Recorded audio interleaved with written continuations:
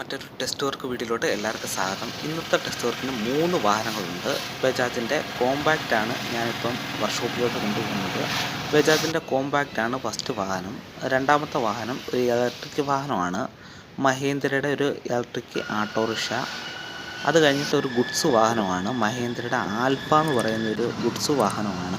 പുതിയതായിട്ട് video കണ്ടുകൊണ്ടിരിക്കുന്നവരെല്ലാം channel മറക്കാതെ support ചെയ്യുക.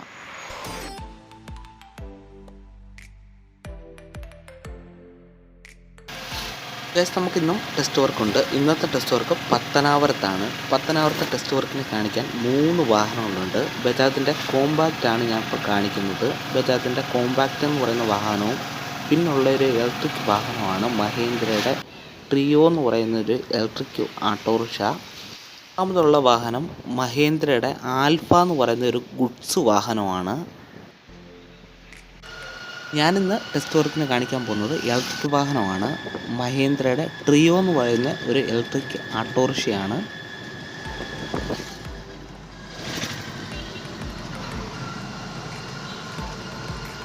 ഈ വാഹനം ഓടിച്ചിട്ട് രണ്ടാമത്തെ ദിവസമാണ്. ഗൈസ്, ഞാൻ ഓടിച്ചിട്ടുള്ള എൻ്റെ എക്സ്പീരിയൻസ് പറയാം. അതായത് നമ്മുടെ നാടിന് പറ്റിയ വാഹനമല്ല.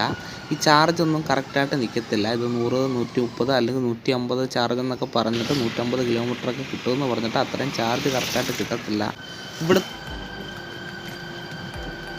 ഇതിനകത്ത് മൊത്തത്തിൽ 2 സ്വിച്ചുകളുണ്ട്. ഒന്ന് ചുവപ്പ് സ്വിച്ച്, അത് ഫ്രണ്ടിലോട്ട് പോകാനും റിവേഴ്സും ന്യൂട്രും വരുന്നതാണ്. പിന്നെ ഒരു വെള്ള സ്വിച്ച് ഉണ്ട്. വെള്ള സ്വിച്ചാണ് AB. അതായത് A എന്ന് പറഞ്ഞാൽ നോർമലി പോകാനും, B എന്ന് പറഞ്ഞാൽ ഇച്ചിരി പവർ ഇട്ട് കഴിഞ്ഞാൽ ഒരുപാട് പെട്ടെന്ന് ചാർജ് കുറയും. അതുപോലെ തന്നെ ഗൈസ്, പിന്നെ ചാർജ് കറക്റ്റായിട്ട് കിട്ടത്തില്ല. കാരണം ഇവിടുത്തെ റോഡിന് പറ്റിയ വാഹനമല്ല.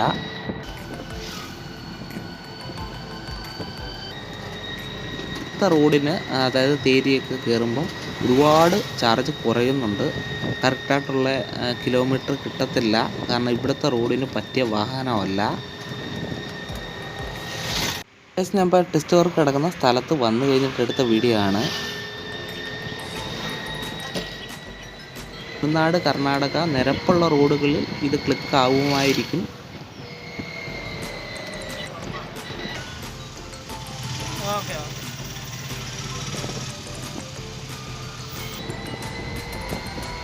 ഞാൻ ഈ ഓടിച്ച ഈ വാഹനത്തിനെ കുറിച്ച് പറയാനാണെങ്കിൽ റെഡി ക്യാഷായിട്ട്, അതായത് പൈസയൊക്കെ ഉള്ളവർക്ക് എടുക്കാൻ കൊള്ളാം. പക്ഷേ കടം മറിച്ചിട്ട് എടുക്കാൻ പറ്റുന്ന വാഹനമല്ല. അതുപോലെ തന്നെ നിങ്ങൾക്ക് അടയ്ക്കാൻ പറ്റാത്ത അവസ്ഥയിലോട്ടാവും. അങ്ങനെയുള്ള ഒരു കണ്ടീഷനാണ് ഈ വാഹനത്തിൻ്റെ.